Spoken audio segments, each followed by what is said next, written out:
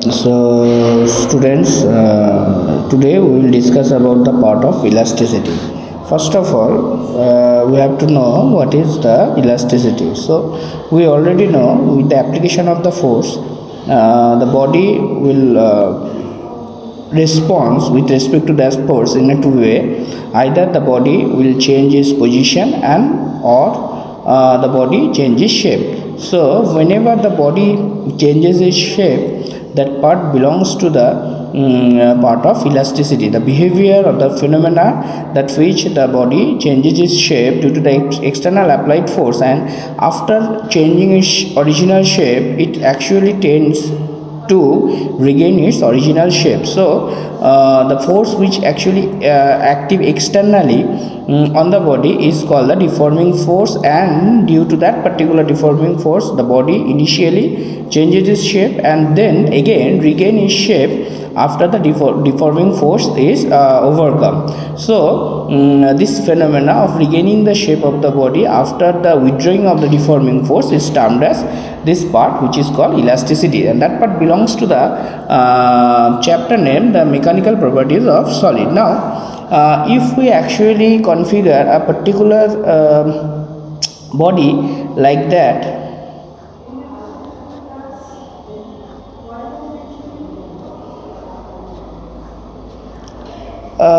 so take this body is in original shape, so it is in original shape. Now you actually apply the deforming force in this particular body. So whenever you apply this particular force, then we actually conclude that this force will eventually change the body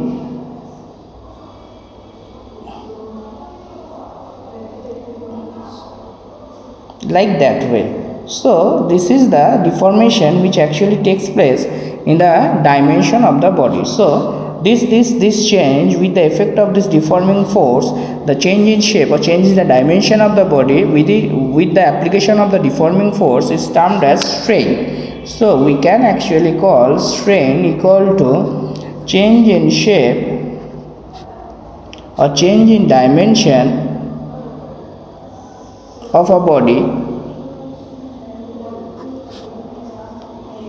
to the original dimension of body. So this is the strain. So whenever there is the generation of a strain inside a body, the body itself try to remove this strain and wants to regain its original condition. So due to that, a force per unit area generated inside a body, and this force per unit area is termed as stress. So we can write stress is equal to force per unit area. So this is the force which actually create inside a body due to the deformation of the body due to external applied force. So whenever you apply an external applied force on the body changes its shape, and to regaining its shape, the inside a body force is generated. This force per unit area is also termed as the stress. Now we know the dimension of force as ml t to the power minus 2, and the area is L square. So it is m L to the power minus 1 t to the power minus 2. If we configure its unit, then unit is Newton per meter square. Now this particular strain, in the case of strain, the change in dimension of the body by original dimension, so both are of the same quantities ratio. As they are of the same quantities ratio, hence it has no dimension. So it has no dimension as well as it has no unit. So the strain has no unit, but stress has a unit similar to the unit of pressure as well as similar to the dimension of pressure. So this is the stress and strain which actually create due to the production inside a body due to its elasticity behavior. Now scientists took observed that a particular phenomena, that stress is directly proportional to strain. So stress is directly proportional to strain, and this phenomena holds good within elastic limit. So within elastic limit, the stress is directly proportional to the strain, and this particular formula is termed as Hooke's law of elasticity. Hooke's law of elasticity. So this particular phenomena where stress is directly proportional to strain, and it is called the Hooke's law of elasticity, and it is within the elastic limit. So if we actually draw the graph between the stress versus strain, then we actually get the result like that. It is a stress and this is a strain. If we plot the graph like that, then this would be like that. So in this particular zone where stress is directly proportional to strain, this particular limit is termed as elastic limit. So this particular phenomena is called elastic limit, and this point where the body loses its elasticity is called yield point.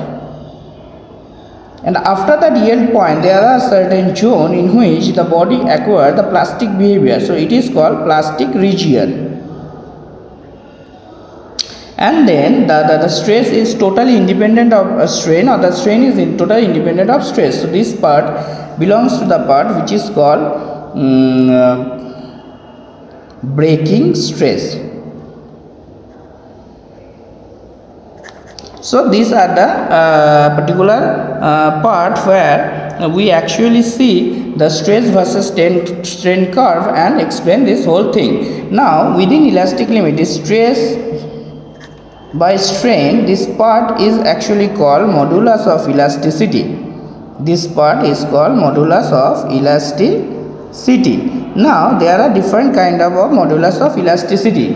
Now if a particular body changes its length due to the deforming force, then regaining of this original length is termed as the longitudinal strain. So the change in length to the original length of the body is called the longitudinal strain. Similarly, the change in volume to the original volume is called volume strain, and if we actually change the shape of the body throughout, then it is actually called the tangential strain. So these three strains can be modified or can be removed by applying the corresponding stresses. So whenever there is a length change, the stress produced inside the body is termed as longitudinal stress. And whenever there is a volume change, the stress generated due to that particular volume change is termed as volume stress. So whenever there is a shape change, overall shape change of the body, the stress generated inside the body is termed as shear stress. So these three quantities can be represented by the different kind of modulus of elasticity. So for the first case,